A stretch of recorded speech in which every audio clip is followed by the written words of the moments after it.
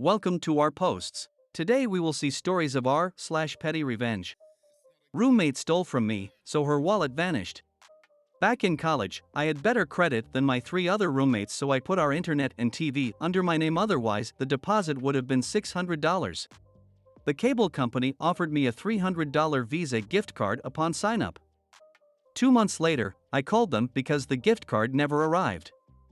They tell me they sent it a few weeks ago, and eventually I'm able to find out from Visa that someone used it at the Whataburger, Target and liquor store near my house. I'm pissed off because obviously one of my roommates has used it, but I didn't know which one. A few weeks later, roommate number 2 complains that their $200 birthday gift card to Target has gone missing. His mom still had the receipt, and the store was able to tell her that someone used it at the Target near our house. He's obviously pissed off too, but we've now realized it's probably one of the other 2 roommates. Couple weeks after that, roommate number 3's wallet disappears. We turned the house upside down looking for it, and we knew it had to be in the house because her car key is attached to her wallet, and her car is parked at the house. She is absolutely frantic. Sobbing, screaming, hyperventilating, etc. Throwing crap everywhere and just having an absolute meltdown while tearing the house apart. We had never seen her behave like this, so we're all kinda surprised she'd be that upset about her wallet. It's stressful, sure. But I genuinely was concerned about how she was reacting. She says the gift card thief must have taken it, implying it is roommate number 4, the only person who hasn't had something stolen yet. A few days after that, I found her wallet in the trunk of my car. We had gone to get groceries together, and I guess she just laid it in the trunk while we were unloading. I'm like, holy crap, I found her wallet, and then I open it up because I'm just excited to confirm that I did indeed find her wallet. Bam! Both stolen gift cards front and center. No doubt. The Visa gift card has my name printed on it, and roommate number 2's mom had written something in Sharpie on his gift card. I realized she had a meltdown because she was afraid we'd find out she was the thief. I left the wallet, cash and all, right where it was, pushed up against the inner lip of the trunk so you couldn't see it unless you leaned farther into the car. A locksmith wouldn't make her new keys without the title. And the title was in the glove box of her locked car. All in all, she spent about $500 replacing her DL, title, and keys. Not to mention not being able to drive her car for 2 weeks. I moved out of state with her wallet still in my car. Finally tossed it in trash several months later. Sometimes the universe assists you with petty revenge. Next story. I got a little girl in trouble on purpose. I have a 1-year-old son, and we decided to go to the playground one day. On this day, a bunch of kids were there, among whom was a bratty 4 years old or so girl who had a mean streak to her.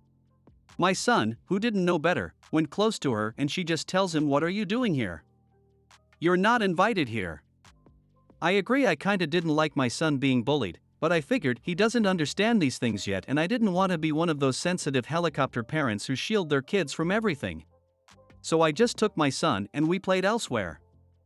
Later on, I see that her grandma was there, and it seemed like she's not one of those loosey-goosey grandma, so while the girl was close to her grandma, and it dawned on me I could bait her to be mean to my kid in front of Granny. So I placed my son close to her since I figured out he wouldn't understand anyways. And it worked. She said, "You're not welcome here. Go away." And her grandma heard, and she got in trouble, and the grandma said they now will go home since she can't be nice. She fought it, but couldn't do anything. Part of it, I think Granny just wanted to go home, lol. Next story.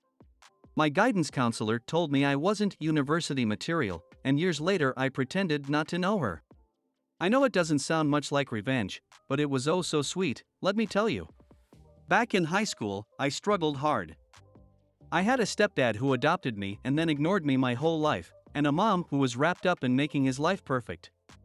Yeah, he was what some might call a textbook narcissist, with my mom as his flying monkey, Wizard of Oz reference. Anyway, school was a difficult time for me, and I had a lot of anxiety and a hard time focusing. I attended all my classes, and was always doing very well on my assignments, but had trouble completing them.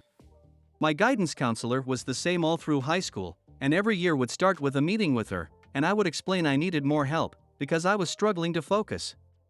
She brushed me off every time, stating that I obviously wasn't trying hard enough because I had no excuse since my stepdad, adopted dad, was, wait for it, a social worker for the school board and personal friend of hers. Yeah, it was awful.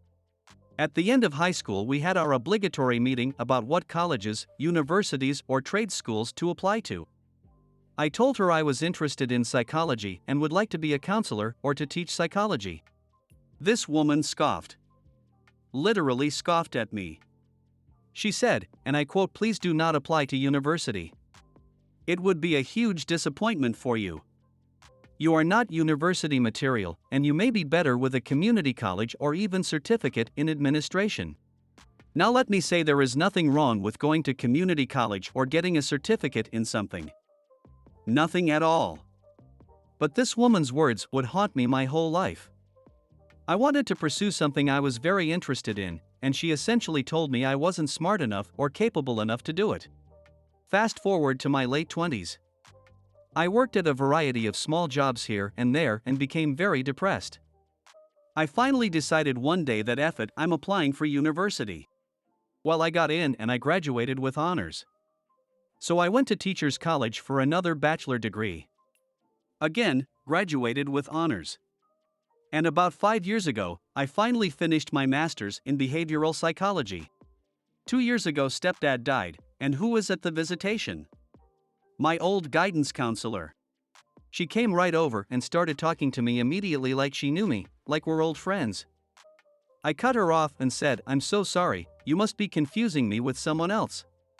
She looked absolutely shocked and said I was your guidance counselor. For 4 years. And I just shook my head and gave the best blank look I could give, shrugged, and said, "Sorry, I honestly don't remember you." When I left, she looked a bit confused and disappointed. I think she had hoped for me to have all of these good memories of her, how helpful she was to me as a teen. But nope. I wanted her to feel that she was nothing to me. Had zero effect, even though she did affect me, I wasn't letting her know that.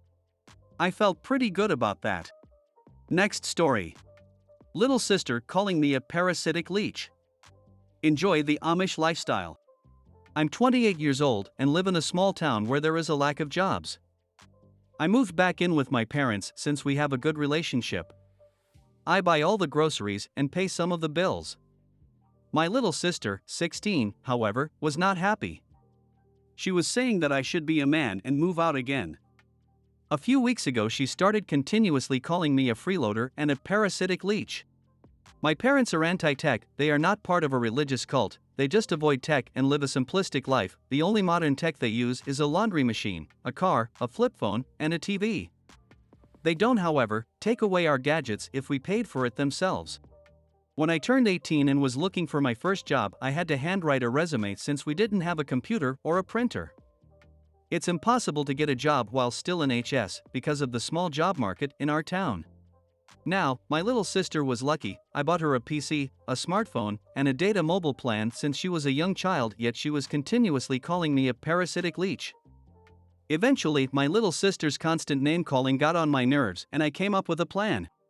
I simply canceled the data plan and repossessed all of my belongings. Now she is having the same childhood I had. Oh, and she stopped with the name calling. Enjoy the Amish lifestyle, little sister. Next story. Gave a grabby guy at the bar a taste of his own medicine. I was out at a club hanging with some girlfriends when a group of guys walked past. My girlfriend looked uncomfortable. I asked what was wrong. She told me one of the guys in the group had grabbed her butt. I asked which guy and followed them inside. I went right up to the guy in question and asked, "Hey, did you grab my girlfriend's butt?" To which he smirked and responded, "Yeah, so." I didn't even think before I was reaching down to grab him by the balls. Hard. He was screaming while I shouted, "Yeah, you like that? You like being grabbed by strangers?" I noticed his friends laughing and video recording, so I went up to one and dramatically tried to make out with him, which he was disgusted by. Security escorted me outside, but they were laughing. They said what I did was hilarious, but they had it handled. They didn't kick me out, but told me it was probably best if I went home for the night. Next story. Ex's husband can't seem to get over me. So I dated a girl long distance for a year back in 2010. We broke up rather amicably, or so I thought. Her new boyfriend, now her husband, called me about a month later telling me that she had been seeing him behind my back and that she never really loved me, etc. Personally, I laughed it off. I knew the relationship wasn't going anywhere and I had been looking for an easy out for months. Being long distance made it much easier. But apparently it made him feel good about himself. Fast forward a few years, they're married and he's traveling for work, which included a layover in my city. He posted something about me from the airport and tagged a mutual friend of mine, so I saw the post. Something along the lines of, "Mr. Steal your girl back in your city." I know it was about me because the friend he tagged asked what he was talking about and he mentioned me. Apparently he has made several posts like this, both before and after I saw this one. I haven't seen or talked to either my ex or him since about a month after called me years ago, during which there were several petty interactions. However, the fact that I was still on his mind after a few years, thinking that he had won some sort of competition against me, got my petty revenge thoughts brewing. I mean, he thinks is a petty competition, so why not step up to the plate and take a few metaphorical swings on this occurrence? I looked through his socials and noticed they were living my ex's house. So I knew the address. I also knew that you can sign people up to be visited by Jehovah's Witnesses. Fast forward another few months. There's a new post about him having to deal with JWs coming to his door 8 times in a month. Next story. Park illegally in a disabled space, learn a very expensive lesson. I have a disabled parking placard, and a few weeks ago I went to Target to buy things I didn't need and forget the things I did. Not only were all the spaces taken, someone parked their gigantic Escalade on the line between 2 disabled spaces, taking up both. Wholly irritated because this happens so much, I walked around the car, no placard or disabled plate. Cue the fury of someone who has to deal with this stuff all the time, and cue petty revenge. I took a pic and went inside to find a manager. When I found one, I showed her the photo and she rolled her eyes and sighed. Apparently, this happens a lot at their location, because it's near an affluent town with a lot of very wealthy, very entitled people, and most often it's the owners of huge SUVs and F-150s that park like jerks. She said she'd call the cops, so I decided to go back outside and hang out by the doors to watch the show. The manager joined me and we chatted while we waited for the police. The cops arrived and walked around the car, peering through the windows and running the plate. One cop took out a little book and started writing in it. They took some photos and one came over and asked if they'd make an announcement in the store to get the driver outside. The manager radioed someone inside and asked them to announce the make and model and plate of the car over the PA system. A few minutes later, she came charging out of the store. Middle-aged, well-dressed woman, the common Karen of North America, and already yelling at the police. As soon as she got to her car, one of the cops held up his hand to shut her up and started lecturing her. I was too far away to hear, but she stopped yelling at least. That cop spoke to her for a few minutes, and then the other cop with the little book handed her but 2 papers. She looked absolutely apoplectic. The cops came back over and spoke to the manager, telling her they ordered her to move her car and if she didn't or caused problems in the store to call them back and they'd tow the car. They told us they gave her 2 tickets, for each space at $500 each. Ouch. The manager thanked the police and me and went back inside. The woman stomped around a bit before getting in her car and peeling out. The cops looked at each other, then got in their cars and followed her. Pretty sure she continued to have the day she deserved. Meanwhile, I happily treated myself to some Legos for performing a public service. I hope you guys liked this video. If you did, make sure like, comment, share and subscribe the channel or posts.